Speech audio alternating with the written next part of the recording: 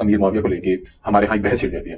میں آپ سے پوچھ رہا ہوں کہ جو دین 1400 سال بعد میرے تک کتابوں سے اور علماء کے ذریعے پہنچا ہے، میرے سے کیا ان معاملات کے متعلق سوال کیے جائیں گے کہ یہ فلاں صحابی کے ساتھ آپس کا تعلق کیسا تھا، یا ان کا پولیٹیکل ویو کیا تھا، یا میرے سے کیونکہ میرے تک یہ دین 1400 سال بعد پہنچا ہے، میرے سے میرے یہ نماز، روزہ، حج، زکات اس کے متعلق سوال ہوں گے؟ جی دونوں ہوں گے، دونوں کی اپنی جگہ اہمیت ہے.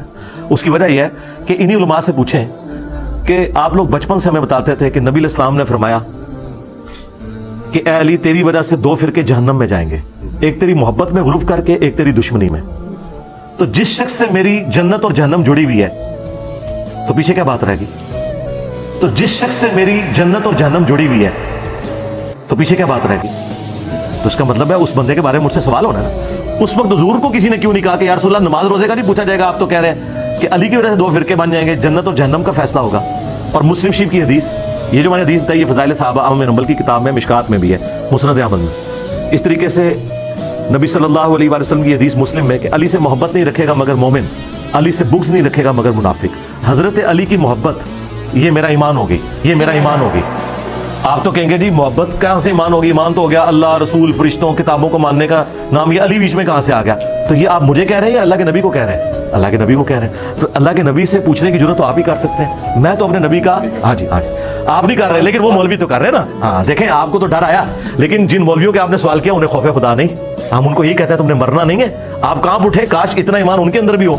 اب صحابہ کرام کے درمیان جو آپس میں اختلافات ہوئے، اگر ان اختلافات میں ہم اپنی ورڈنگ دیں تو ان کو تو چھوڑ دیں. میں تو آج کے مسلمانوں کے اختلافات میں بھی اپنی ذاتی کوئی اس اعتبار سے ورڈنگ دوں تو اس کو آپ چیلنج کر سکتے ہیں کہ غلط ہے یا صحیح ہے. لیکن اگر اللہ کے نبی علیہ السلام کسی کے بارے میں ورڈنگ دے جائے تو اللہ کے نبی کو تو کوئی چیلنج نہیں کر سکتا نا. اللہ کے نبی کو تو کوئی چیلنج نہیں کر سکتا نا ان کو کوئی یہ کہہ سکتا ہے کہ آپ کو کس نے حق دیا کہ اپنے صحابہ کے بارے میں آپ یہ بات کریں اور آنے والے لوگ اسے تختہ مشق بنائیں.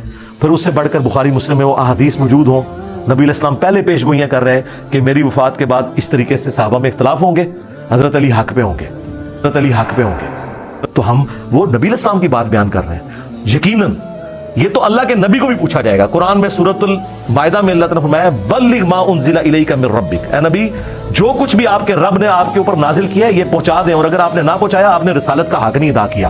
یہ رسول اللہ نے ہمیں اللہ کے کہنے پہ بتایا، یہ رسول اللہ نے ہمیں اللہ کے کہنے پہ بتایا ہے کہ میرے اہل بیت کے معاملے میں تمہیں اللہ کا خوف دلاتا ہوں، میرے بعد ان سے حسن سلوک کرنا، حضرت علی کا ساتھ دینا، حضرت علی کے ساتھ کھڑے ہونا، اہل بیت کا دفاع کرنا، قرآن پہ عمل کرنا. یہ وہ ساری باتیں جو میرے نبی نے مجھے کہی ہیں. اور یہ نبی کو کس نے بتائی؟ اللہ نے. تو یہ دین ہے.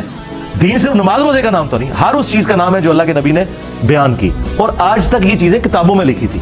مجھ سے پہلے تو امام بخاری امام مسلم سے سوال کرے نا کہ جو چیز قیامت والے دن پوچھی نہیں جانی تھی تو اسی کو لکھا ہے. انجینئر چڑھ گئے ساڑھے ہوتے.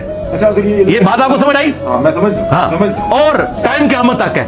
یہ بخاری مسلم کو کبھی کچھ نہیں کہیں گے. اس کی وجہ یہ ہے کہ یہ اگر بخاری مسلم کو کچھ کہتے ہیں نا تو فارغ. اگر اس دنیا میں جب آپ بیٹھے ہوئے ہیں تو اس دنیا نے یہ منظر دیکھا ہے کہ نبی کو قبر میں گئے 50 سال ہوئے ہیں اور نبی کے ماننے والوں نے کلمے کے نام پہ اس کے پورے خاندان کو ذبح کر دیا. یہ آج تک انسانی ہسٹری میں نہیں ہوا کہ انبیاء کی اولاد کو نبیوں کی وفات کے 50 سال کے اندر ان کے ماننے والے اس دین کے نام پہ ذبح کر دیں. آپ سمجھتے ہیں اتنا بڑا واقعہ ہو گیا ہے، امت ٹھنڈی بیٹھی رہے. اور پھر دوسری بات، جنتی نوجوانوں کے سردار حضرت امیر معاویہ یا ان کا بیٹا ہے یا حضرت علی اور ان کے بیٹے ہیں.